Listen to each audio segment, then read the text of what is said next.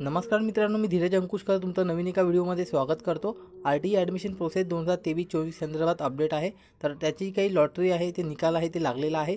तुम्ही सुद्धा तुमच्या मुलाचा किंवा पाल्याचा फॉर्म भरला असेल तर तुमच्यासाठी हा व्हिडिओ महत्त्वाचा आहे। तर बऱ्याच जणांना वेबसाईट प्रॉब्लेममुळे मेसेज आलेली नाही आहे। तर या व्हिडिओमध्ये मित्रांनो आपण तुमच्या मुलाचा नंबर लागला किंवा नाही हे कशा पद्धतीने चेक करायचं मोबाईलच्या माध्यमातून फक्त 1 मिनिटामध्ये याबद्दलची संपूर्ण अशी माहिती या व्हिडिओच्या माध्यमातून जाणून घेणार आहोत। तसेच जर तुमच्या मुलाचा किंवा पाल्याचा नंबर लागला असेल तर तुम्हाला अलॉटमेंट लेटर आणि डिक्लेरेशन फॉर्म कशा पद्धतीने डाउनलोड करायचा हे सुद्धा या व्हिडिओमध्ये आपण जाणून घेणार आहोत। त्यामुळे मित्रांनो तुम्ही हा व्हिडिओ स्किप न करता संपूर्ण पहा। चॅनलवरती नवीन असाल तर चॅनलला सबस्क्राइब करून ठेवा। तसेच तुम्हाला हा व्हिडिओ किंवा ही माहिती महत्त्वपूर्ण वाटल्यास व्हिडिओला जास्तीत जास्त लाईक करा आणि शेअर करा। चला तर मग व्हिडिओ सुरू करूया। तर यासाठी मित्रांनो तुम्हाला सर्वप्रथम या वेबसाईटवरती यायचं आहे। लिंक तुम्हाला डिस्क्रिप्शनमध्ये मिळणार आहे। इथे आल्यानंतर महत्त्वाच्या ज्या काही सूचना आहेत ते संपूर्ण सूचना तुम्हाला वाचून घ्यायच्या आहेत। तर मी इथे महत्त्वाच्या सूचना तुम्हाला वाचून दाखवतो। तर ज्या विद्यार्थ्यांचे नंबर लागले असतील त्यांना 13 एप्रिल ते पासून तर 25 एप्रिलपर्यंत त्यांना ॲडमिशन करून घ्यायचे आहे। फॉर्म भरताना जे काही त्यांनी डॉक्युमेंट दिले होते महत्त्वाचे ते तुम्हाला तिथे लागणार आहे। तसेच ज्या विद्यार्थ्यांचा नंबर लागला असेल त्याला अलॉटमेंट लेटर म्हणजे लॉग इन करून ते काढावं लागते आणि त्यानंतर तुम्हाला डिक्लेरेशन फॉर्म म्हणजे घोषणापत्र हे तुम्हाला सुद्धा लागणार आहे। तर ते कसं डाउनलोड करायचं हे सुद्धा मी पुढे तुम्हाला सांगणार आहे। त्यानंतर तुम्हाला इथे 12 एप्रिल नंतर जे काही 3 नंतर जे काही मेसेजेस आहेत ते आलेले आहेत, परंतु काही जणांना आले नसतील तर ते सर्व्हर प्रॉब्लेममुळे आलेले नाही आणि ज्यांना आलेले नाही आहे तर ते काही वेटिंगवरती विद्यार्थी राहणार आहे।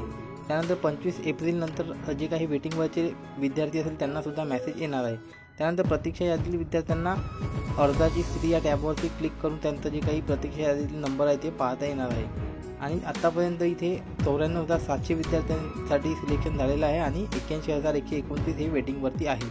तर अशा पद्धतीच्या महत्त्वाच्या सूचना आहेत जे की तुम्हाला सुरुवातीला वाचून घ्यायचे आहेत। आता महत्त्वाचं म्हणजे तुम्हाला खाली यायचं आहे आणि तुम्ही फॉर्म भरला असेल, तुम्हाला प्रिंट असेल तुमच्याकडे किंवा फॉर्म असेल तर त्या फॉर्मवरचा जो काही ॲप्लिकेशन नंबर आहे तो नंबर तुम्हाला इथे नोट डाऊन करायचा किंवा कॉपी करायचा आणि ॲप्लिकेशन वाईज डिटेल या ऑप्शनवरती क्लिक करायचं। इथे तुमचा नंबर टाकायचा आहे। नंबर टाकल्यानंतर को ऑप्शनवरती क्लिक करायचं। त्यानंतर this application is not selected to any school अशा पद्धतीचं जर दाखवत असेल तर तुमचा कोणत्याही शाळेत नंबर लागलेला नाही आहे। त्यानंतर हे अशा पद्धतीचं असेल तर तुम्हाला नंबर लागलेला नाही आहे, विद्यार्थ्याचं नाव दाखवेल। त्यानंतर दुसऱ्या केसमध्ये जर पाहिलं तर मी इथे दुसरा विद्यार्थ्याचा नंबर टाकून बघतो आणि गो ऑप्शनवरती क्लिक करतो।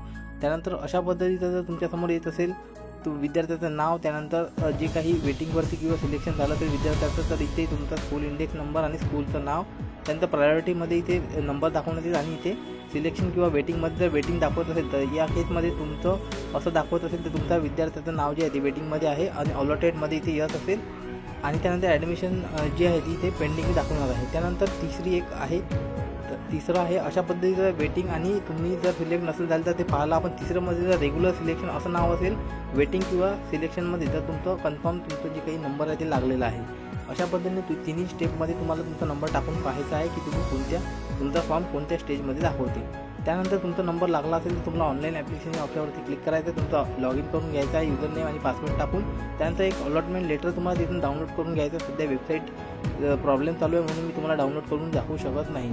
त्यानंतर तुम्हाला अलॉटमेंट लेटर आणि सेल्फ डिक्लेरेशनसुद्धा या मेन वेबसाईटवरतीच आहे। ते दोन्ही फॉर्म तुम्हाला प्रिंट करून जे काही डॉक्युमेंट आहे ते घेऊन तुम्हाला ज्या शाळेमध्ये नंबर लागला असेल तिथे तुम्हाला ॲडमिशन घ्यायचे असेल तर लवकर 25च्या आतमध्ये ॲडमिशन करून घ्यायचे। नंतर वेटिंग लिस्टवरची विद्यार्थ्यांना मेसेज करण्यात येईल।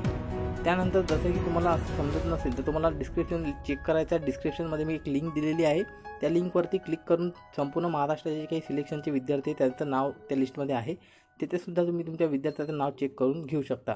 अशा पद्धतीने 1 मिनिटामध्ये मोबाईलच्या माध्यमातून तुम्ही नंबर लागला की नाही चेक करू शकता। तुम्हाला याबद्दल काही अडचणी असतील तर कमेंट करून विचारू शकता। संपूर्ण व्हिडिओ पाहिल्याबद्दल धन्यवाद। जय हिंद, जय महाराष्ट्र।